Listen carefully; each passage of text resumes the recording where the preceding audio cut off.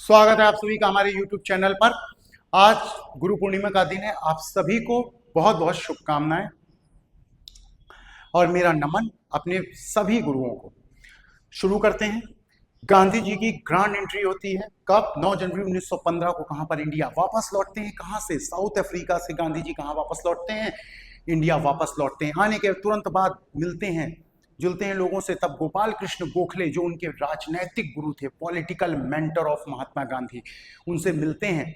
उनसे तुरंत अपनी इच्छा जाहिर करते हैं कि मैं अब क्या करूं, कैसे करूं, ये करना है, आजाद कराना है इंडिया को, बड़ी हालत खराब है। तो गोपाल कृष्ण गोखले जी इनको राय देते हैं कि पहले आप पूरे इंडिया का भ्रमण कीजिए। तो जैसा हमने लिखा कि यहाँ से 1915 फिर 1917 तक क्या करे, घूमे फिरे। इन्होंने अपने एक गुरु की बात को तुरंत माना और पूरे इंडिया का सफर किया। कैसे?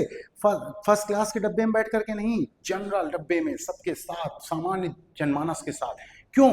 जिससे कि इनको पता चल सके कि समस्याएं कहाँ पर क्या है। कहीं पर कोई समस्या है, कहीं पर कोई समस्या, कहीं पानी ज्यादा है तो कहीं पानी कम है, कहीं लोग भूखे हैं तो कहीं सम्मान के भूखे हैं, कहीं रोटी की भूख तो कहीं सम्मान की भूख। अब कोई भूखा व्यक्ति है, उसको आप कह रहे हैं आइए स्वागत है आपका, उससे क्या होने वाला है?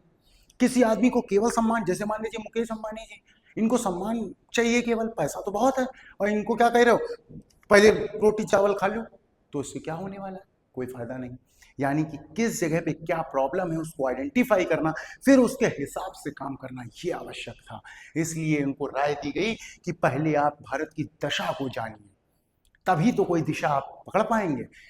और इन्होंने तुरंत माना। आजकल के स्टूडेंट्स की तरह नहीं कि गुरुजी कुछ भी कह रहे हैं सुन ही नहीं रहे हैं। कुछ तो स्टूडेंट्स ऐसे भी पाए जा रहे हैं अपने ही टीचर को मारे दे रहे हैं और बड़ा खुशी में बता रहे हैं कि आज पेल दिया है गुरु। लेकिन ये सब बहुत गलत। कोई समाज में कोई भी व्यक्ति उन लोगों को पढ़ रहा है? नहीं। किनको पढ़ रहे हैं? महात्मा गांधी को पढ़ रहे हैं। पढ़ किनको रहे हैं? सुभाष चंद्र बोस, जिन्होंने अपने गुरु के एक बार कहने पर आईसीएस यानी आईएएस, जो आज का आईसीएस की नौकरी छोड़ दी, 4th रैंक के बावजूद। इन लोगों को पढ़ा जाता है, तो हमें इनसे सीखना चाहिए। ये जीते जागते मोटिवेशन है। हम मोटिवेशन कहाँ तलाश रहे हैं? यूट्यूब में, रील्स में। कहाँ से आएगा मोटिवेशन? इनको देखिए, इनको पढ़िए, इनसे मिलेगा असली रियल मोटिवेशन। चलिए आगे बढ़ते हैं, समय को नहीं बर्बाद करते हैं। 1917 से शुरू हुआ महात्मा गांधी का चक्र चलना। ये चक्र चक्र किस चीज के लिए? CH stands for Champaran, CH for Champaran, A for Ahmedabad, K for Kheda, R for Rowlatt Satyagraha, A for असहयोग आंदोलन। ये महत्वपूर्ण आंदोलन जिनसे डायरेक्ट क्वेश्चन होता है, कौन सा आंदोलन कब हुआ और इसमें क्या हुआ, जल्दी से समझते हैं। 1917 में भारत में पहला एक्सपेरिमेंट चंपारण का किया, चंपारण सत्याग्रह। तो पूछा जाता है first experiment of Satyagraha in India, तो इंडिया में 1917 में कर रहे हैं। साउथ अफ्रीका में पहले भी कर चुके थे, रेशियल डिस्क्रिमिनेशन के खिलाफ। आगे बढ़ते हैं। चंपारण में समस्या क्या थी? नील की खेती, इंडिगो प्लांटेशन यहाँ पर मेन समस्या थी। यानी कि किसानों के लिए यहाँ पर गए। किसके लिए गए? किसानों के लिए। 3 कठिया सिस्टम चलता था, यानी कि 3/20 पार्ट ऑफ लैंड पर आपको इंडिगो प्लांटेशन करना जरूरी। इंडिगो उगाने से क्या होता था कि जमीन की फर्टिलिटी कम हो जाती थी, बंजर हो जाती थी, बैरन लैंड में कन्वर्ट हो जाती थी। इसलिए यहाँ पर किसान नहीं उगाना चाहते थे, लेकिन फिर भी उनको मजबूरी में उगाना पड़ता था। तो किसके बुलावे पर चंपारण पहुंचे थे महात्मा गांधी, ये आपको बताना है। पिछले वीडियो में हमने बताया था, आप बताएंगे। तो अब पहुंचते हैं यहाँ पर, पूरी तरीके से इस सिस्टम को खत्म करते हैं। और जैसे ही ये आंदोलन सफल होता है, इस आंदोलन के तुरंत बाद रविन्द्रनाथ टैगोर जी, महान कवि, नोबेल प्राइज विनर, किस पुस्तक के लिए मिला था ये बताना है आपको। रविन्द्रनाथ टैगोर जी को महात्मा की उपाधि देते। तो महात्मा की उपाधि किसने दी? रविन्द्रनाथ टैगोर जी ने। किस आंदोलन के बाद दी? चंपारण के बाद। आगे बढ़ते हैं। 1918 में 2 मूवमेंट्स होते हैं लगातार। कौन कौन से? अहमदाबाद और खेड़ा। अहमदाबाद में समस्या किसकी थी? मिल मजदूरों के लिए। किसके लिए? मिल मजदूरों के लिए यहां पर सत्याग्रह करते हैं। और यहां पर होती है पहली भूख हड़ताल, first hunger strike in India. Question को याद रखेंगे, फर्स्ट हंगर स्ट्राइक है, ना कि आमरण अनशन। First hunger strike until death नहीं है, फर्स्ट हंगर स्ट्राइक है। किसके लिए करी? मिल मजदूरों के लिए। कहां पर करी? अहमदाबाद में, गुजरात। दूसरा मूवमेंट खेड़ा नजर आता है। किसके लिए किया? किसानों, बढ़े हुए टैक्स के खिलाफ। कहां पर? खेड़ा में किया। दोनों ही 1918 में हुए।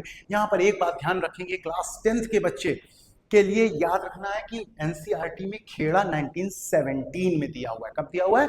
1917। लेकिन केवल उस जगह के अलावा जहां पर भी आप पढ़ेंगे तो खेड़ा आपको 1918 ही दिखाई देगा, क्योंकि अहमदाबाद में पहले गांधी जी ने निपटाया पूरे समस्या को, उसके पश्चात खेड़ा पे गए थे।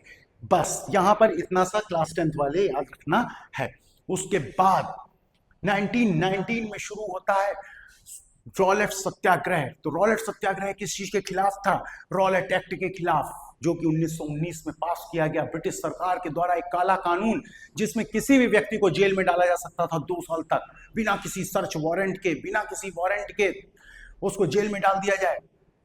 तो इसको बोला गया काला कानून, बिना अपील, बिना वकील, बिना दलील का कानून देखने को मिला। इसके क्या देखने को मिला? अखिल भारतीय स्तर पर, यानी कि ऑल इंडिया लेवल पर कोशिश की गई एक आंदोलन चालू करने की। तो पहली कोशिश ऑल इंडिया लेवल पर। ये सब कैसे हो रहे हैं? छोटे छोटे रीजनल हो रहे हैं। चंपारण में हो गया, अहमदाबाद में हो गया, खेड़ा में हो गया, लेकिन रॉलेट में क्या हो रहा है? पूरे ऑल इंडिया लेवल का, अखिल भारतीय स्तर का। और उसके बाद 1920 असहयोग आंदोलन, जिससे कि पूरे देश में गांधी जी का नाम हो गया। नॉन कोऑपरेशन मूवमेंट बहुत ही इंपॉर्टेंट, कब हुआ था? 1920 से इसकी स्टार्टिंग मानी जाती है। यहां से ही बेसिकली क्या हो जाता है? गांधीयन एरा स्टार्ट हो जाता है। पूरी कमान गांधी जी के हाथ में।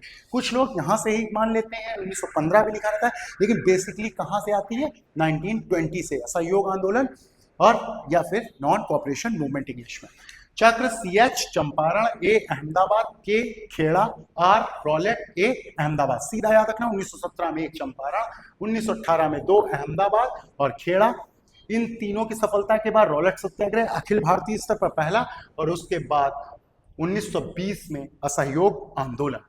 अगर आप सबको हमारे वीडियो अच्छे लग रहे हैं तो उनको आप चैनल को सब्सक्राइब करें, लाइक करें, कमेंट करें, शेयर करें।